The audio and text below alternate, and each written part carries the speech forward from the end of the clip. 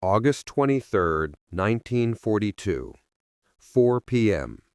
The temperature in Stalingrad hits 95 degrees Fahrenheit as nearly 600 German bombers appear over the Volga River. In the next 14 hours, those aircraft will drop more tonnage on a single city than the Luftwaffe dropped on London during the entire Blitz. By morning, 40,000 civilians will be dead, and the city will be burning so intensely that pilots flying at 20,000 feet report they can't see the ground through the smoke. What follows is 200 days of combat so brutal that Soviet commanders measure the life expectancy of a newly arrived soldier not in days, but in hours. The average? 24. In some units, less than 9. This isn't a battle. It's a meat grinder that will consume 2 million lives and determine whether Nazi Germany wins World War II or collapses under the weight of its own ambitions. Welcome to Stalingrad, the battle that broke the Wehrmacht's back. To understand why Stalingrad matters, you need to understand what Germany looked like in the summer of 1942. Hitler has conquered most of Europe. France fell in 6 weeks. The British Army evacuated from Dunkirk. Yugoslavia, Greece, Poland, all under German control. Operation Barbarossa, the invasion of the Soviet Union, initially looked like it might succeed despite its ultimate failure to capture Moscow in 1941. But there's a problem. Germany is running out of oil.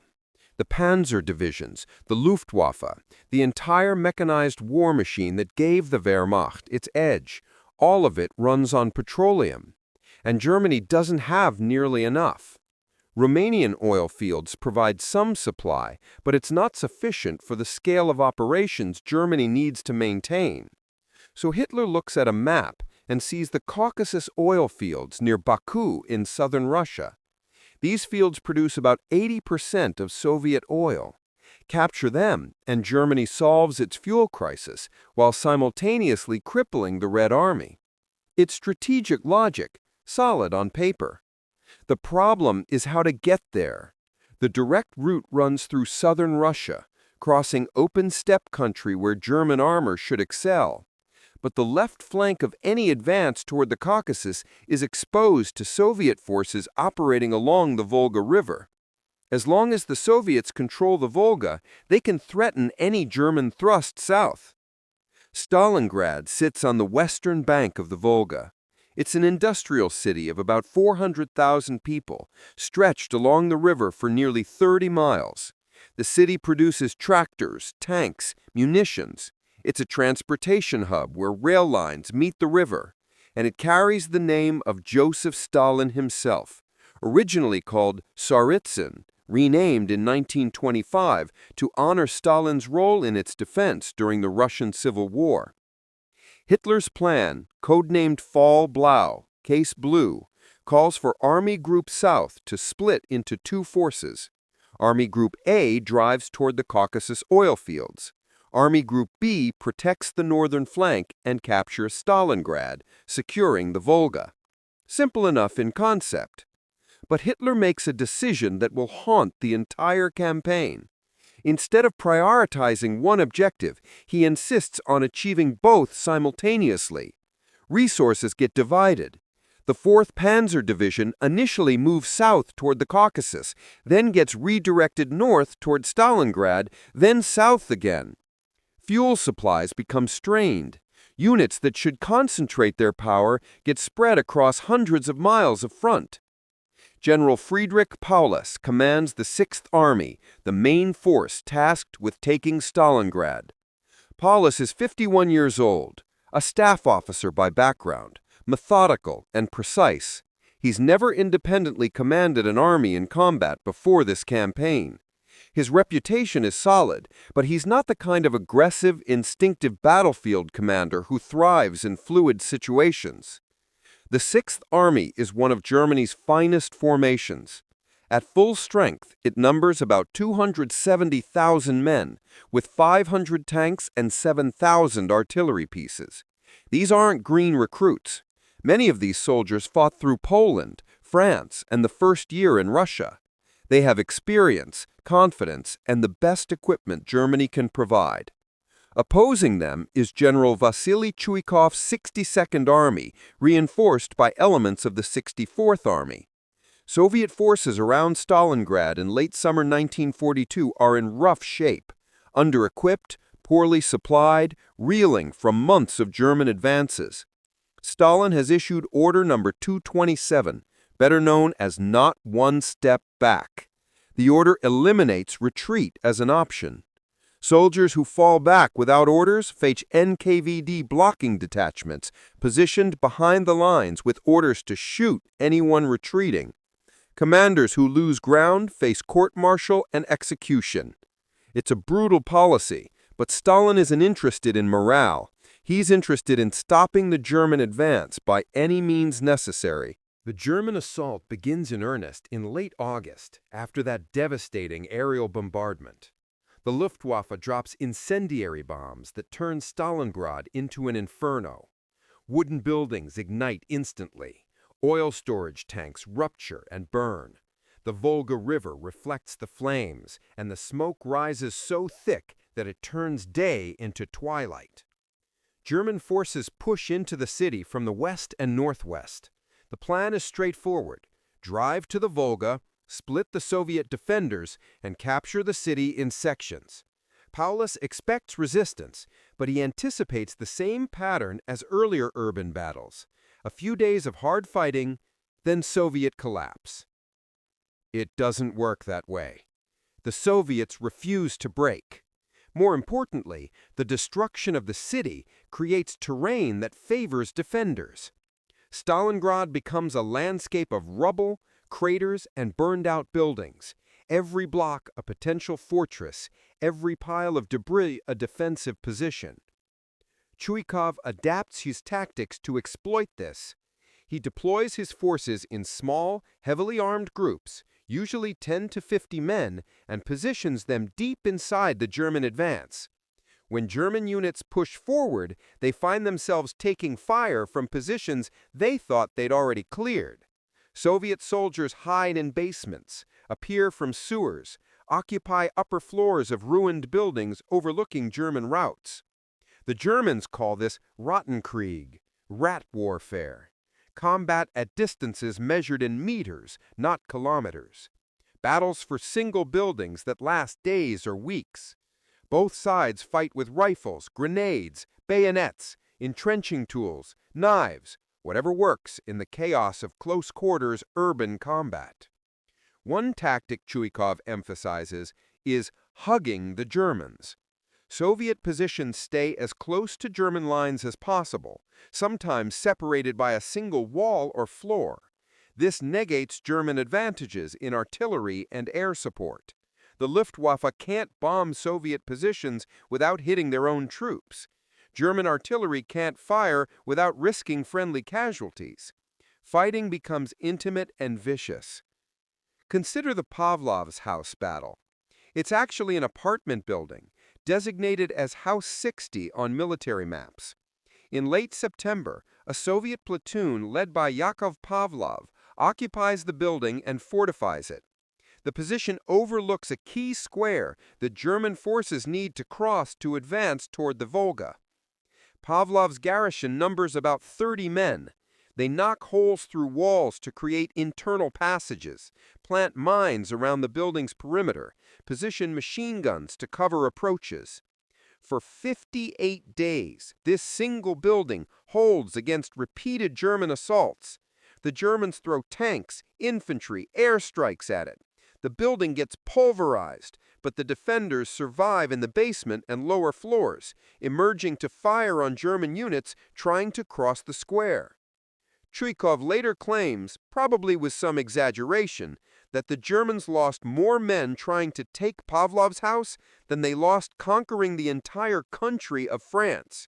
It's propaganda, but it illustrates the grinding nature of the battle.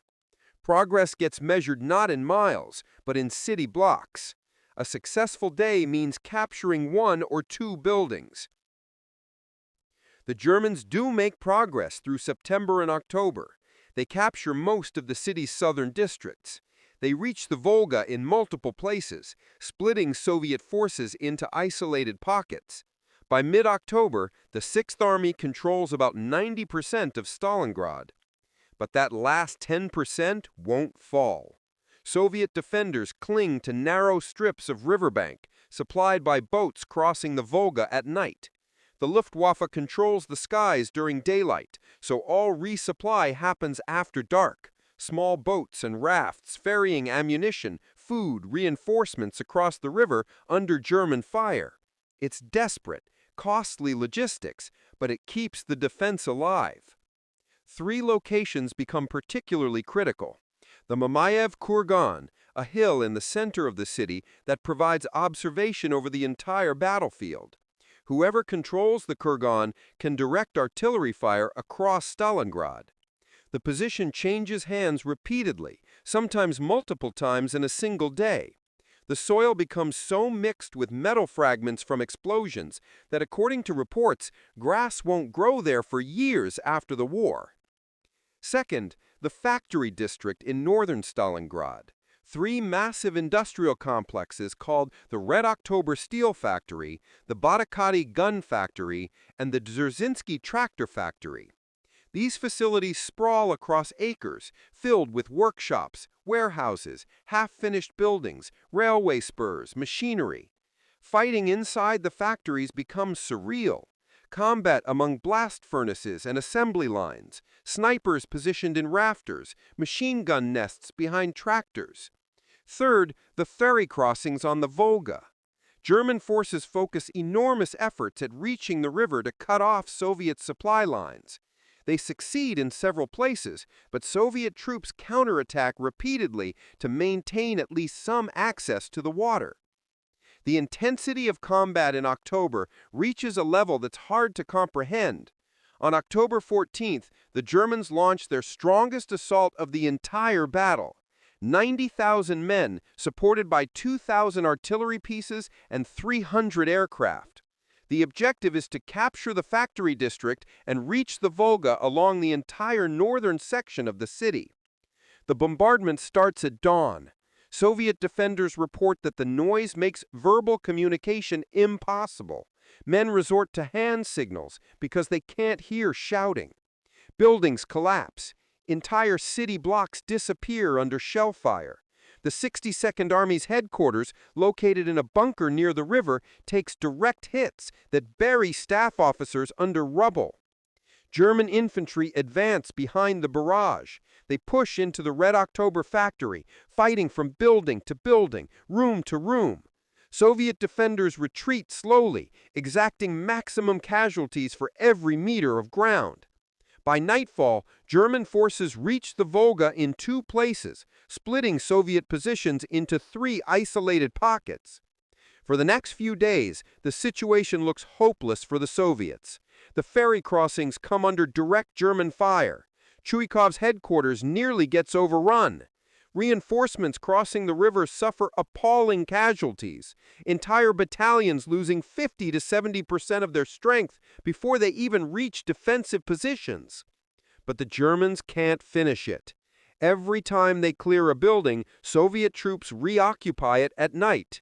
Every advance leaves German units exposed in rubble fields where Soviet snipers and machine gunners operate. The weather deteriorates. Rain turns debris into mud, slowing movement, making vehicle operations difficult. And casualties mount. Companies that started September at 150 men end October at 40. Battalions get reduced to company strength. Regiments can barely field a battalion.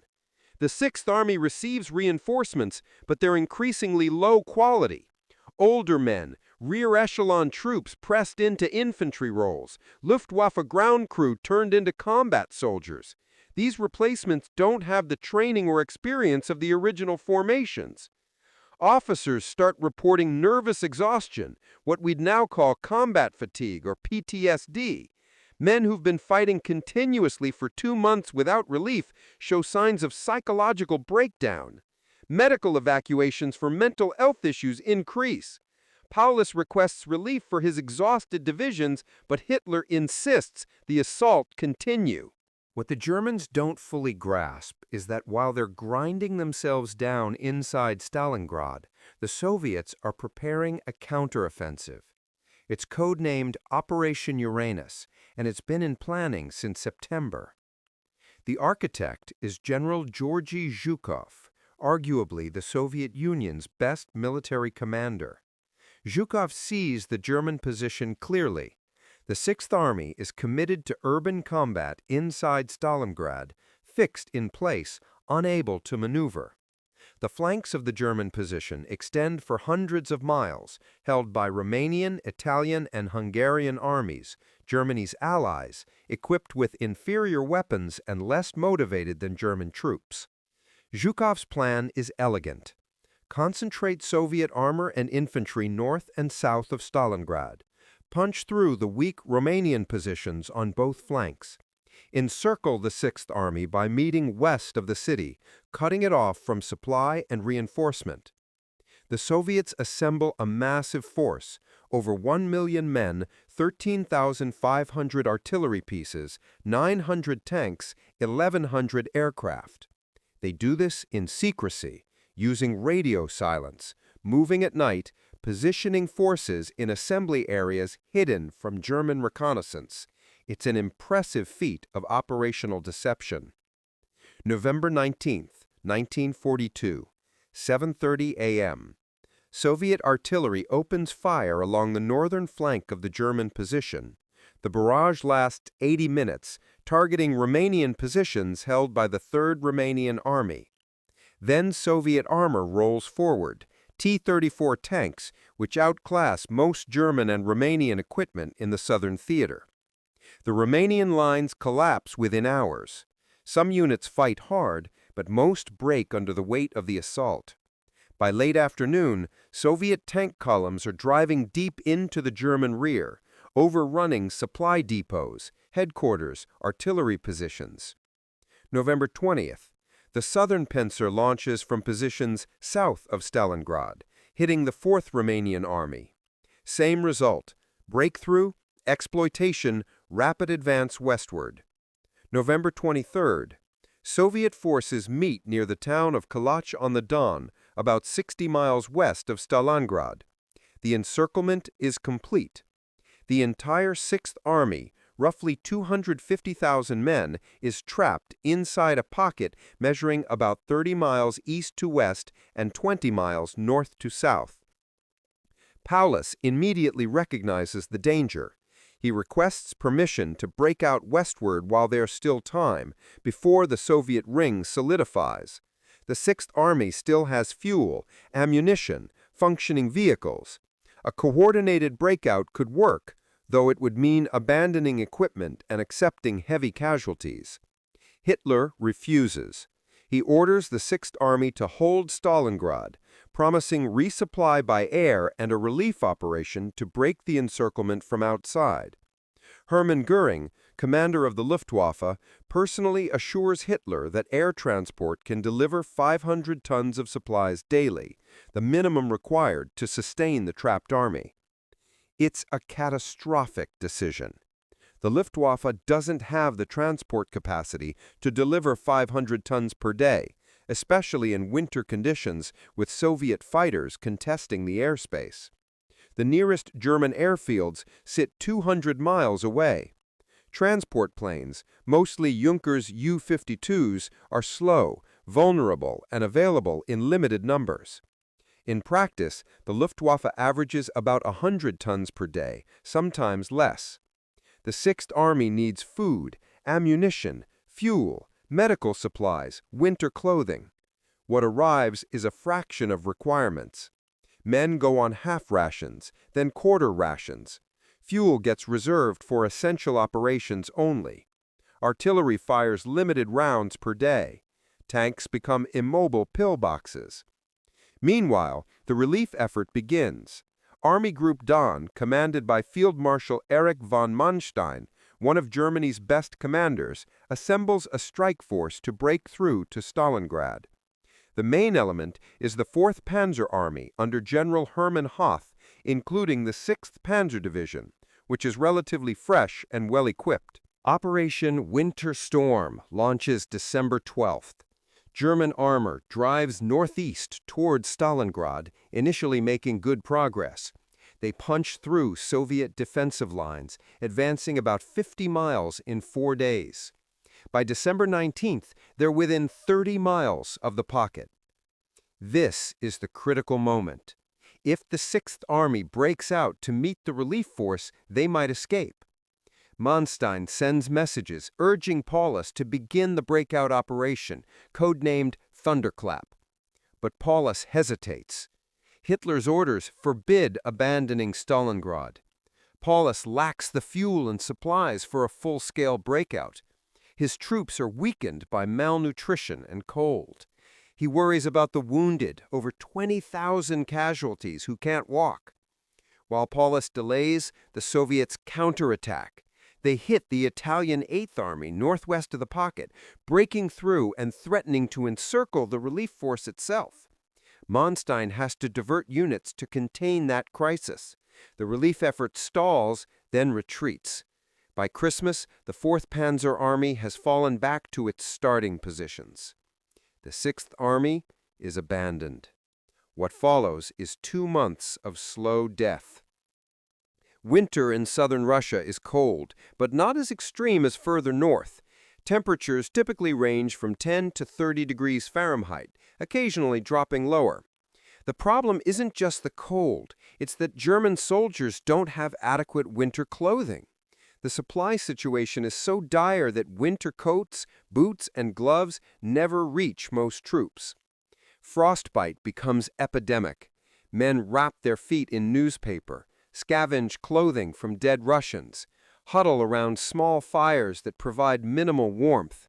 Shelters are whatever structures remain standing, burned-out buildings, cellars, bunkers made from rubble. Rations drop to 200 grams of bread per day, sometimes less. That's about 7 ounces. Meat becomes a luxury. Soldiers slaughter horses for food, then eat the horse's fodder when that runs out. There are documented cases of men eating wallpaper paste, boot leather, and rats. Medical supplies run out. Dysentery spreads through the pocket. Typhus appears. Wounded men die from infections that antibiotics would easily cure, but there are no antibiotics. Hospitals overflow, then stop accepting patients because there's no capacity to treat them. Doctors perform amputations without anesthesia because there's no anesthetic. The Soviets tighten the ring, launching attacks to compress the pocket. They use artillery to systematically pound German positions. German bombers operate almost unopposed. The Luftwaffe can't maintain effective air cover. German units retreat inward, abandoning the outer defenses as they become untenable. By January 1943, the pocket has shrunk to about 15 miles across. German forces are crowded into the ruins of central Stalingrad and a few outlying positions. Command and control breaks down. Some units surrender on their own initiative. Others fight with desperate energy, knowing they have no future either way. January 8th. The Soviets offer surrender terms. General Konstantin Rokossovsky, commanding the Soviet forces around Stalingrad, sends a letter to Paulus. The terms are straightforward. Surrender, receive adequate food and medical care, be repatriated after the war. The alternative is annihilation. Paulus forwards the offer to Hitler, requesting permission to accept. Hitler refuses. He promotes Paulus to field marshal and reminds him that no German field marshal has ever surrendered. The implication is clear. You can die, or you can disgrace yourself. Paulus chooses to fight, or rather, he doesn't choose to surrender, which amounts to the same thing. The Soviets launch their final assault, Operation Ring, on January 10th. They use overwhelming force, 7 armies, coordinated artillery barrages, air support. The German pocket splits in two, then into smaller fragments. Organized resistance collapses. January 31st. Soviet forces reach Paulus's headquarters in the basement of the Unimog department store in central Stalingrad. Paulus surrenders personally, along with his staff. He's now a field marshal and a prisoner of war, which violates Hitler's expectation but preserves Paulus's life. Fighting continues in the northern pocket for another 2 days. Some units surrender, some fight until they're wiped out. By February 2nd, 1943, the Battle of Stalingrad is over. The numbers are staggering. German and Axis casualties total roughly 850,000 men, dead, wounded, captured. The Sixth Army effectively ceases to exist as a fighting force. About 91,000 German soldiers enter Soviet captivity. Of those, fewer than 6,000 will survive to return to Germany after the war. Soviet casualties are even higher, over 1.1 million, including about 480,000 dead or missing. Civilian deaths in Stalingrad number at least 40,000, possibly more. The city is essentially destroyed. About 90% of buildings are damaged or demolished. But the strategic impact is what matters. Stalingrad breaks the myth of German invincibility. It's the first major defeat of a German field army. The loss of the Sixth Army removes Germany's ability to resume offensive operations in southern Russia. The Caucasus oil fields remain out of reach. The initiative on the Eastern Front shifts permanently to the Soviets. Germany still has strength. The Wehrmacht will fight for 2 more years, sometimes brilliantly. But after Stalingrad, Germany is reacting to Soviet moves, not dictating the pace of operations. The Red Army grows stronger, better equipped, better trained, better led. Every month that passes, Soviet material superiority increases as American and British aid arrives and Soviet factories outproduce German industry. Hitler's leadership credibility erodes. Generals who might have deferred to his judgment before Stalingrad start questioning decisions.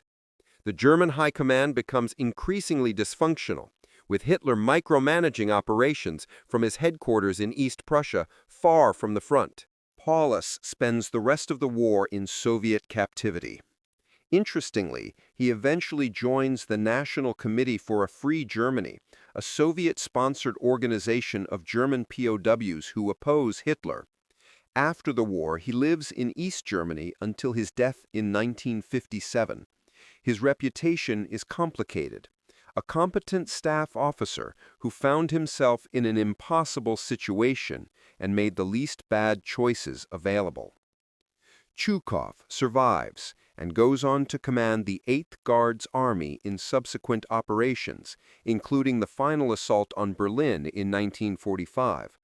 He's named a hero of the Soviet Union, receives multiple decorations, and later writes memoirs about Stalingrad that become foundational texts on urban warfare. Zhukov's star rises even higher. He commands major operations for the rest of the war, receives surrender of German forces in Berlin, and becomes Minister of Defense in the post-war Soviet Union. Stalin distrusts him. Zhukov is too popular, but his reputation survives. Stalingrad changes how military planners think about urban combat. The battle demonstrates that cities can become defensive strongpoints that consume attacking forces. The lessons influence doctrine for decades. American forces study Stalingrad when preparing for potential urban operations. Soviet military academies teach it as a model of defensive operations and operational-level encirclement. The psychological impact resonates globally. In Germany, the defeat shatters civilian morale. Goebbels declares 3 days of national mourning, but propaganda can't hide the scale of disaster. German families received thousands of death notifications. The myth that Germany is winning the war collapses. In the Soviet Union, Stalingrad becomes a symbol of resilience and victory. The city is rebuilt and named a hero city, one of 12 Soviet cities receiving the honor. Monuments commemorate the battle. The enormous Motherland Call statue on Mamaia of Kurgan, visible for miles, becomes an iconic symbol. For the Allies, Stalingrad provides hope. Britain and the United States had been pressing Stalin to open a second front in Western Europe to relieve pressure on Russia. Stalingrad demonstrates that the Red Army can not only resist, but defeat the Germans. It validates the strategy of supporting the Soviets while preparing for eventual landings in France. The battle also reveals the brutality of the Eastern Front in ways that shock even hardened observers. Stories emerge of hand-to-hand combat in sewers, wounded men freezing to death, civilians trapped between armies. The scale of suffering is difficult to process. And there's a darker element rarely discussed in immediate post-war accounts: Soviet treatment of prisoners. The 91,000 Germans who surrender at Stalingrad face harsh conditions. Many die in the first months of captivity from malnutrition, disease, exposure. The Soviets lack the infrastructure to handle that many prisoners, and they have limited sympathy for soldiers who participated in the invasion of their country. International humanitarian law is barely observed. It's a grim fate, though arguably no worse than what German forces inflicted on Soviet prisoners earlier in the war. So what does Stalingrad teach us 8 decades later? Several things. First, strategic overreach kills. Hitler's decision to pursue multiple objectives simultaneously, the Caucasus oil fields and Stalingrad, divided German strength and created vulnerabilities. If he'd concentrated on one goal, the outcome might have been different. The lesson applies beyond military history. Overextension, whether in war, business, or personal life, creates failure points. Second, urban terrain changes the nature of combat. Technology and firepower matter less when fighting happens at 10-meter range in rubble-filled streets. The defender who knows the ground, who can use terrain creatively, gains advantages that offset numerical or technical inferiority. Modern militaries still struggle with urban operations, as conflicts in places like Fallujah, Aleppo, and Mariupol demonstrate. Third, logistics determines outcomes. The Germans lost Stalingrad not primarily because of tactical failures, but because they couldn't supply their forces. Air transport couldn't replace ground supply lines. Soldiers can't fight without food, ammunition, and medical care. It's unglamorous, but wars are won or lost on logistics as much as battlefield performance. Fourth, flexibility matters more than rigid orders. Hitler's insistence that Paulus hold Stalingrad at all costs, even after encirclement, guaranteed destruction of the Sixth Army.